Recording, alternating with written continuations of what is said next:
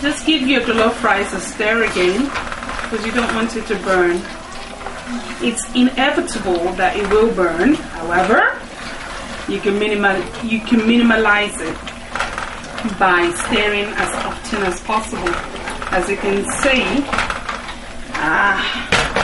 let's take it off the cooker for 1 minute, because if I leave it on, it's going to start splattering everywhere, and we don't want that. So,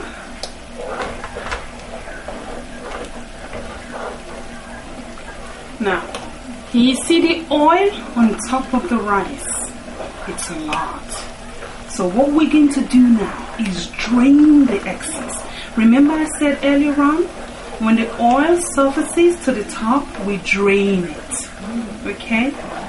Because already it's giving us that flavor we want. So we're just going to drain it now. I'll take it to the sink and just drain it.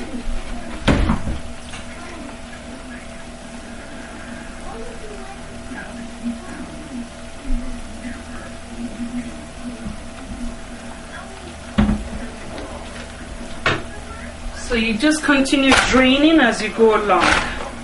Alright?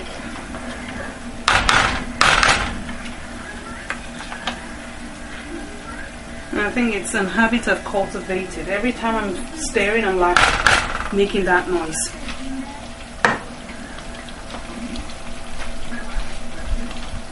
So let's cover it up again. Remember, you don't want high heat, because if you have a high heat, it's going to burn. Just give the cooker a quick wipe down. Just because we're cooking doesn't mean we have to be messy.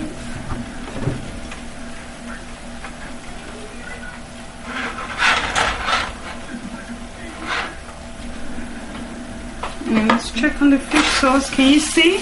Can you see how translucent the onion now is? It's reduced a lot more. And it's now kind of like stringy.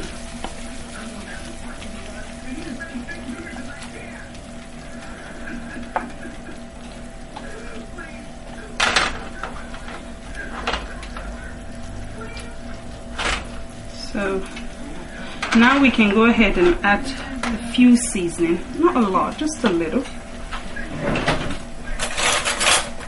I'm going to be using half a teaspoon. So this is what I'll be doing. A little bit of salt, like half a teaspoon of salt.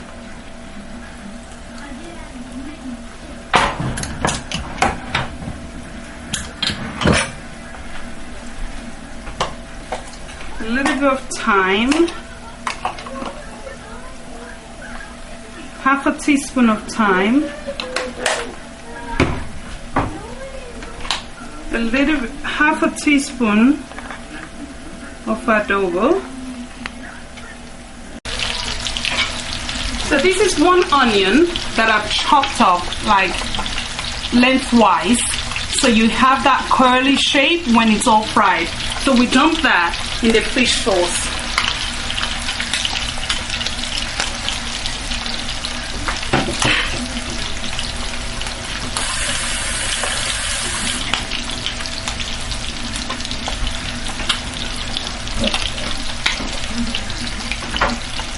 So you just stir it. Ouch! Okay, let's cover that. Because that's splattering everywhere and I don't want that. Okay, so this is what it looks like. We're just going to let the onion render down. That's a culinary word. Started with, I'm gonna add 3 cups of rice. 2, 3, and then stir it in. I haven't washed it and I haven't parboiled it. Some people wash it. I don't wash mine because I don't want the starch to go out. I want the starch in it, in the sauce, because that's what's going to make it nice and fluffy and then allow it to separate. Okay? So here we go. If you wash this starch out, if you eat sushi for instance, when you wash this starch out, it becomes sticky and mushy. So because you don't wash this starch out, it becomes firm as you let it cook. So what you have now, it's an orange rice paste. That's what you have. Now at this point, if you have chicken broth, store-bought or the one that you made yourself, you can use that. I have some that I have left over. I always make everything from scratch because I just want to know exactly what's in my food, okay? So here we go.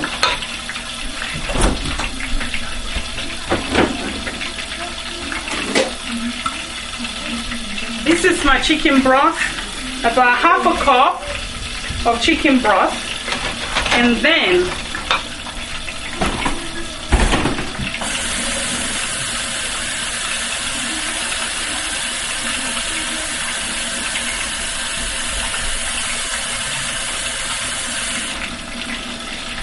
half a cup of chicken broth,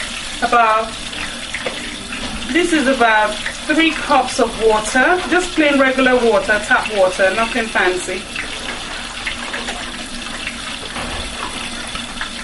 And just so you remember, I haven't added any salt to this. So we're going to do a tasting shortly, just to know how much salt we need.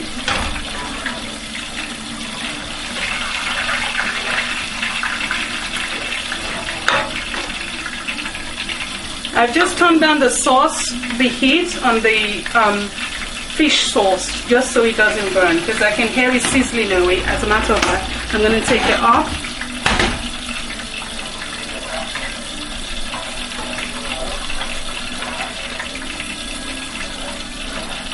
So just let the water cover it up. So altogether, that's 3 cups of water and then half a cup of stock. Usually you balance it just to get that flavor, because you want that flavor from the stock to infuse into the rice as well.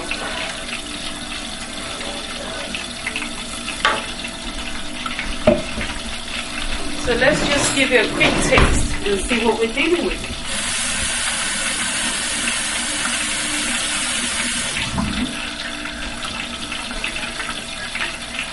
Okay, we do need some salt. Not a lot, because I don't eat a lot of salt. I'm going to take this and turn it around.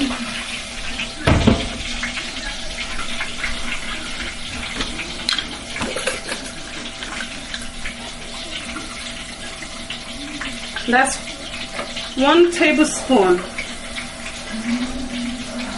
Oh, sorry, 1 teaspoon of salt just went in. And we'll do a 2nd teaspoon. I guess you just have to use your judgment. It depends how much. So we've got it back on, and we're gonna chop the plantain. Like I said earlier on, look for the one with the black, brown and black speck on it. That's the ripe one. And it's not bananas, it's plantain. So this is how you cut it. Don't make it too thick. That's like half an inch thickness, and you can see it there. Okay.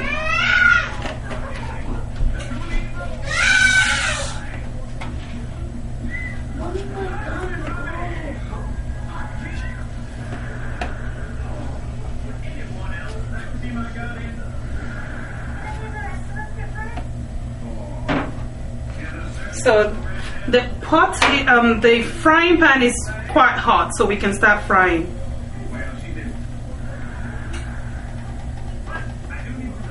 There you go. There you go. Can hear it sizzling away. Now don't overcrowd it, because then it becomes difficult. It becomes difficult to move around when you want to toss them over. So hey, just strip the chicken into the jollof rice. Now some people add prawn. You can be adventurous, whatever you like, you can just add. I mean, the traditional way is just rice and the sauce, that's all.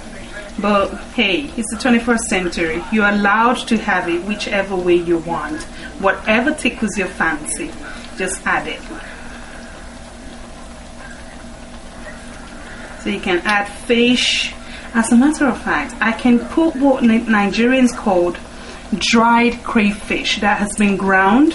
What that is just shrimp that has been dried in the sun dried, and then grinded to a fine powder, and that gives it that unique African taste. I think the Mexicans actually, because I went to the store one day and I saw it in the store, and I realized Mexicans eat mostly what we eat as well. So hey, that's the second chicken. What I had there was 2 thighs and then 2 drumsticks. So I'm just gonna be kind and generous and then just shred them all in there. Okay, so please try it this way and be more adventurous than I mean, can you see? Now it's getting really thick because the liquid has been absorbed by the rice. The starch in the rice has absorbed all the liquid. So we just need to continue. Now we just have to reduce the heat because we don't want it to burn. At this point, it's a waiting game. Okay, because the rice might still be hard, so we just have to wait, chill out, and let it just cook. And this is where I like to just put it on low heat and let it simmer. That tastes perfect. Now remember the chicken I was talking to you about? This is it after it's been roasted. It's all cooked and ready. Just cover it up and you're good. And now my onions, I'm gonna chop not the whole thing, but I would chop some of it, like 3/4 of it in the jollof rice, and let it simmer. Now you add this towards the end because you want that fragrance from the onions still in the jollof rice. Now some people add tomatoes as well. You can do that, but I'm not really a big fan of that. I just like the onions.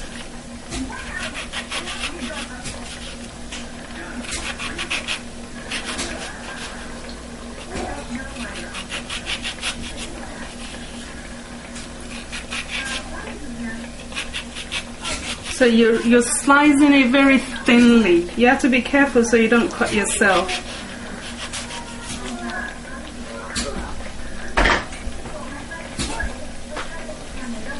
And then you just stir it in. You see, it's the steam that is now cooking the rice. So you don't need to add any water. It's the steam that cooks the rice at this point, not the water. That's why you have to ensure that the heat is very, very low. Because if it's too high, then it will burn and it won't cook. And then that's when you have the mushy rice or the hard rice. But right now, it will be good. Just continue like this. And if you're not Nigerian, you will just love cooking this because it's food that you can eat on your own. I mean, the rice on its own, because I added chicken, you don't even need the fish.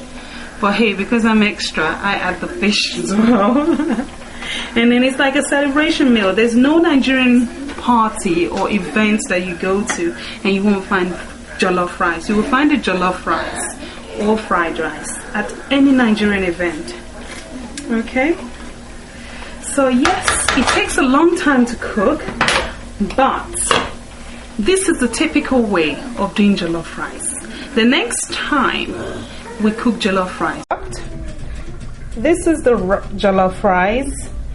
That's the fried fish in the pepper sauce, and just garnishing with tomatoes and broad beans. And then this is our fried plantain. Delectable, isn't it? African food are known for one thing, not being presented well, but hey, give me your verdict. What do you think of this presentation? Anyway, I'll be leaving you now to go enjoy my meal. Alright, till we come again together next time, we'll be working on some other wonderful African dishes. Thank you and enjoy. Bye.